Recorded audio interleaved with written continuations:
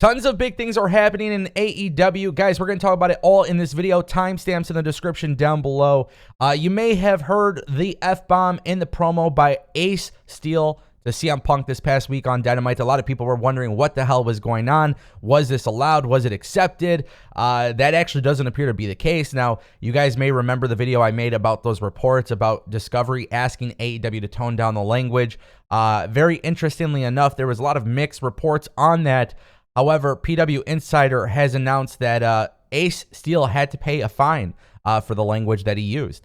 It was said that wrestlers were told not to swear on either Dynamite or Rampage this week, given the attention for the All Out pay-per-view. Now, maybe this is going over my head. Maybe I'm stupid. I don't know. But why this week out of all other weeks? Like, promoting your pay-per-view, like, I'm not really sure the direct correlation here.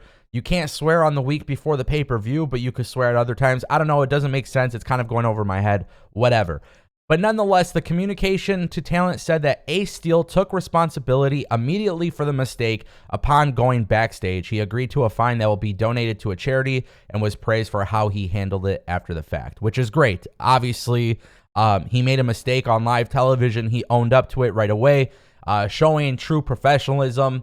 That's what you would expect out of your talent in a situation like that. I still don't understand why they were told you can't swear this week, but apparently you could swear on other weeks. I don't know. I feel like promoting your pay-per-view, that shouldn't really make or break or make a difference, whatever. But nonetheless, it's going to be very interesting to see what happens going forward, because this is one of those downfalls of not having scripts. Now, I prefer wrestling to not be scripted. I prefer the bullet point method, give them a couple points that they got to make and then just kind of go off.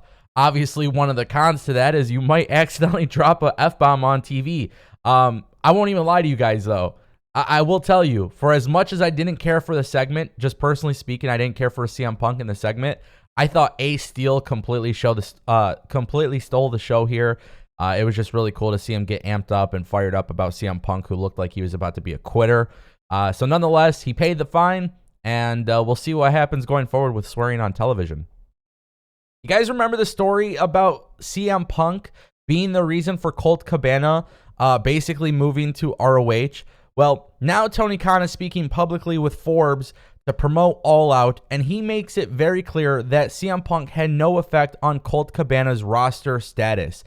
He says there is certainly a perception out there that I don't think is accurate, that when I purchased Ring of Honor, and as some of the contracts were coming up and when I was starting to make moves, whether it was renewing them in most cases or not renewing them, or in some cases reassigning people, there was a misconception that was perpetrated unfairly to CM Punk had anything to do with me wanting to move Colt Cabana to the Ring of Honor roster when his contract came up. He also says CM Punk basically had nothing to do with the contracts that got picked up or didn't. He says, but in particular, I did pick up Colt Cabana's contract and gave him a similar contract to do different work. I don't know if it was fair that got perpetrated. Yeah. I also didn't think that was fair to Punk. So guys, this is one of those things where CM Punk is not going to get publicly buried by Tony Khan. We already know this. Tony Khan is not going to negatively speak on one of his top guys.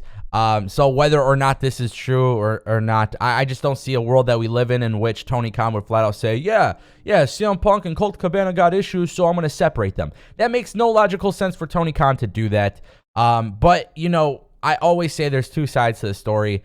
We don't really know much about this. Obviously, there has been a lot of backstage issues recently in AEW. It's one of the biggest things I don't like hearing about. I don't like talking about backstage issues because even when they exist in WWE, as somebody who analyzes pro wrestling, I just want to see everybody happy. I want to see everybody, win. I want all these companies to do well. Whether if you got backstage issues in WWE or AEW, it doesn't matter. These two companies, they make a shit ton of money. Like, I don't want to see that. And obviously, when it comes to these backstage issues, Tony Khan is going to address some of it. He's not going to address all of it.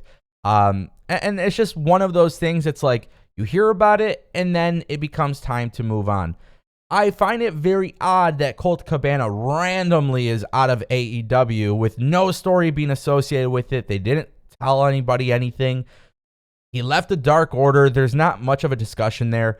Obviously, something must have been done, or something must have been said, or something must have been happening that nobody knows about. And that's not a big deal. Things happen. You're not going to like everybody. You might have to separate them. It's not a big deal. Just move on. Colt Cabana could go to ROH where he's going to be needed anyways. I don't see the big deal in it. But again, Tony Khan is just not going to outright bury his top guy. We talk about being happy. This is a very interesting story because there is a lot of misconceptions on some of the names being brought up. There's reportedly multiple people who have asked for their AEW release. And now only one person's name has been identified by large dirt sheets or large journalists or writers or whatever it may be. Now I want to read the first tweet from Raj Giri. He says, I heard an AEW star requested their release, and follow-up sources indicate that it was Malakai Black. He has reportedly shown concerns about his mental health due to personal life and demoralization due to the booking and handling of his character. Now, we have another tweet, and I want to show that tweet in just a second. But we have heard rumors of AEW stars wanting to get out. This is obviously something on the internet. If you log on to the internet, read dirt sheets, there's been quite a few names. Names like Miro have been rumored. Names like Bryan Danielson. And again, it's just internet talk, internet rumors. We don't really pay attention to these things because nobody credible is really talking about it. However, Malakai Black is somebody that intrigues me here because he is part of a long-term contract with AEW. And then Raj Giri puts out another tweet. He says, I reached out to AEW for comment earlier today, and I waited all day before posting anything. I will provide any comment should I hear anything. This idea that Malakai Black has potentially asked for his release and not be granted his release is kind of interesting to me. And I know there's a lot of people who are going to defend AEW here, but I see a lot of the same people defending AEW are the same ones who were tweeting about Mustafa Ali when he wanted out of his WWE contract. So in my head, I'm thinking Malakai Black wants to leave AEW.